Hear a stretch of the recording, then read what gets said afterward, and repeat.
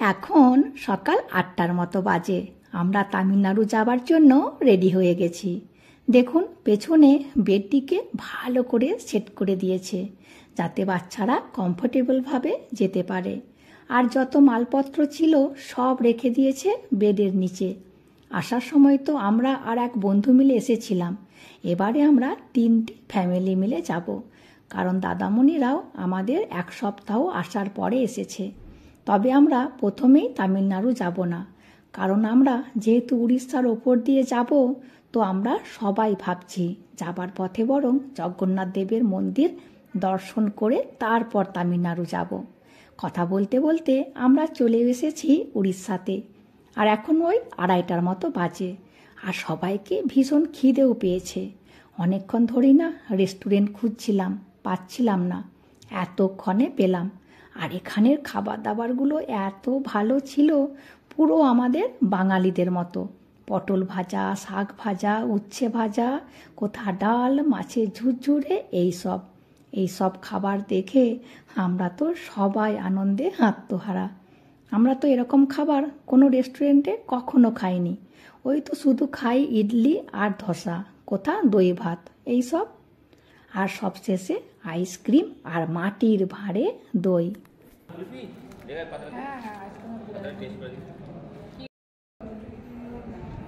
আমরাও বেরিয়ে পড়েছি। এবার যাব সোজা পুরী। ওখানে হোটেল বুক করা আছে। আর এখান থেকে ওই 80 কিলোমিটারের মতো দেখাচ্ছে। আমাদের সাথে আরও একটি বন্ধুর যাবার কথা ছিল, ওরা না আগেই চলে গেছে। আমাদের ভোর 6টার সময় বেরানোর কথা ছিল, কিন্তু বেরাতে বেরাতে ওই 8টা হয়ে গিয়েছিল। ওই জন্য দেখুন আমরা চলেও এসেছি। আর ওই যে বন্ধু দাঁড়িয়ে আছে।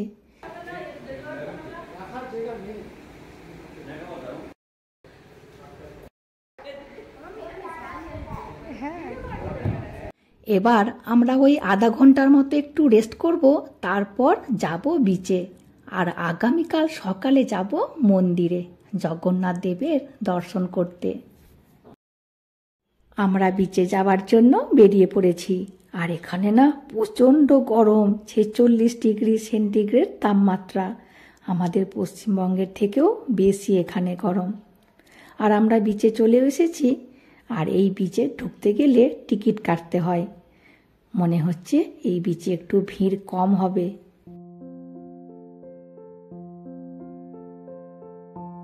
না, ভালোই কিন্তু ভিড় আছে।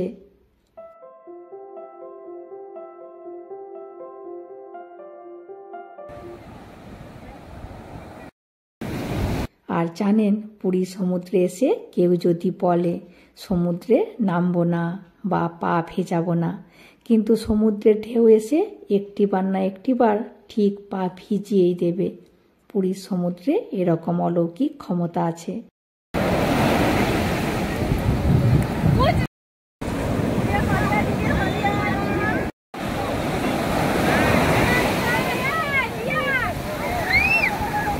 ঘন্টা কানেকের মতো ছিলাম, বেশ ভালো লাগলো।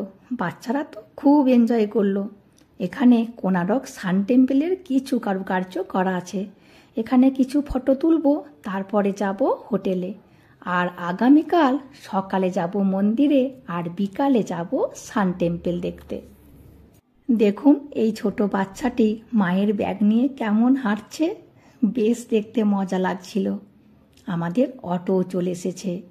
আর সবাই মিলে একসাথে অটোয় করে যাবার মজাই কিন্তু আলাদা। আমরা এসেও গেছি আমাদের হোটেলের নিচে। আর আমাদের হোটেলের সামনেই আছে ফুচকার গাড়ি। আর ফুচকার গাড়ি দেখে ফুচকা খাবো না, এটা কি হয়? এটি আমাদের বাঙালি স্বাদের শেষ ফুচকা।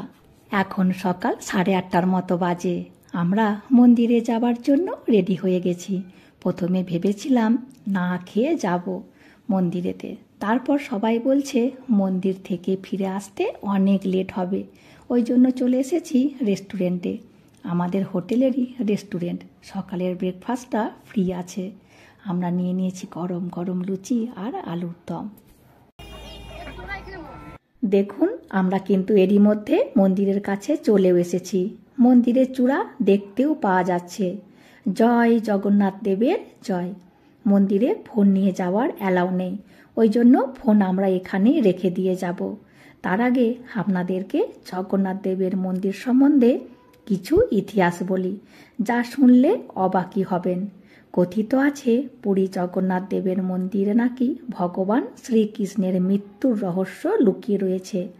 শোনা যায় ভগবান শ্রীকৃষ্ণের হৃৎপিণ্ড এখানে ভগবান জগন্নাথ দেবের মূর্তির মধ্যে স্থাপিত আছে। প্রতি 12 বছর ছাড়া ছাড়া এই হৃৎপিণ্ড পাল্টানো হয়। তখন নতুন করে ভগবান জগন্নাথ দেবের প্রাণ প্রতিষ্ঠা করা হয়। যিনি ব্রাহ্মণ প্রতিষ্ঠা করেন তার চোখ বেঁধে দেয়া হয়। তা সত্ত্বেও তিনি নাকি 1 বছরের মধ্যে মারা যান। পুরী মন্দিরের পতাকা বাতাসের বিপরীত দিকে ওড়ে। সায়েন্সও এখানে অচল। পুরী মন্দিরের ওপর আজ পর্যন্ত কখনো কোনো পাখি ওড়েনি, এমনকি কোনো এরোপ্লেনও উড়ে যায়নি। এখানে নাকি কখনো মহাপ্রসাদ কমও হয় না আর বেশিও হয় না। এই মন্দিরে কখনো ছায়া পড়ে না। এই মন্দিরটি সমুদ্রের পাশে থাকা সত্ত্বেও এই মন্দিরের মধ্যে সমুদ্রের শব্দ কখনো আসে না। সত্যি খুবই জাগ্রত এই মন্দিরটি। এখন ওই দুপুর 12:30টার মতো বাজে। আমরা চলে এসেছি আমাদের রুমে, আর খুব ভালোভাবে আমাদের ঠাকুরের দর্শন হলো। যাই হোক, আজকে আমরা রুমটি আবার চেঞ্জ করেছি। গতকালের রুমটিতে ব্যালকনি ছিল না। গতকালের রুমটির থেকে আজকের রুমটি আরও ভালো।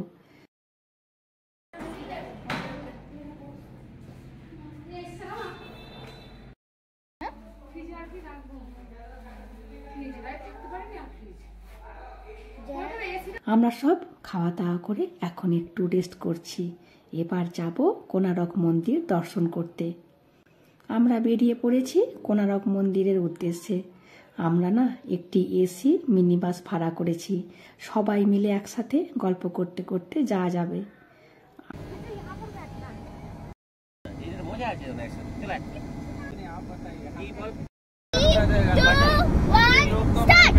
मिर्ची मिर्ची मिर्ची नजर तिरछी शक्ल फिल्मी हरकत फिल्मी गर्ल फिल्मी तेरा भाभी तो हार्ड है हर गली में स्टार है अब पूरा बवाल है शिकर पे स्टार है दिल में से प्यार है कॉल कॉल कॉल जरा कॉल पे कॉल वो लाइट है ओ माय गॉड इस गर्मी में वही का जिम्मेदार ये बेंगाली तो गर्मी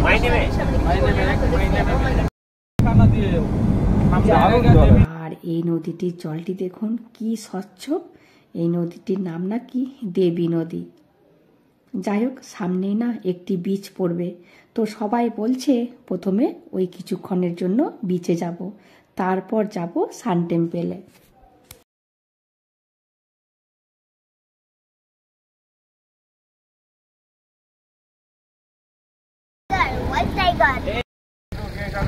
এই বিচটির নাম চন্দ্রভাগা বিচ।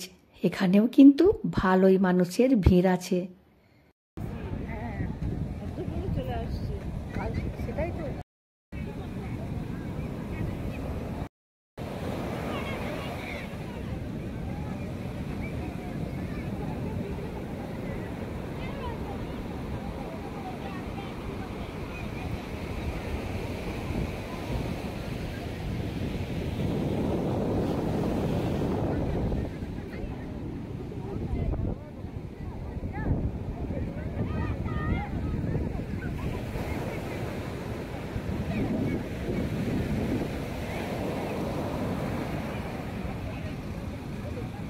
দেবরাজ যেই দেখেছে এখানে সব গাড়িগুলি চলছে, তো চাপার জন্য অস্থির করে দিচ্ছিল। দেবরাজের বাহানায় হাজবেন্ডেরও চাপা হয়ে গেল। অনেকেই কিন্তু চাপছে, ছোট বড় কোনো ভেদাভেদ নেই।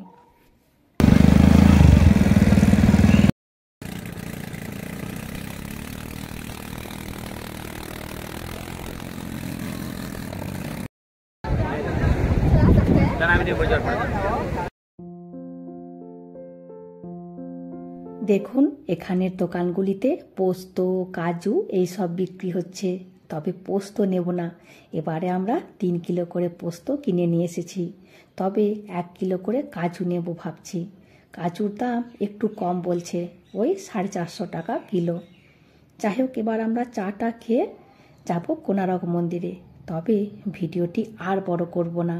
ভিডিওটি তাহলে আজকের মতো এখানেই শেষ করছি। চলে আসবো কোণারক মন্দিরের কাহিনী নিয়ে, যে মন্দিরে কিনা কোনো দিনও পূজা হয়নি।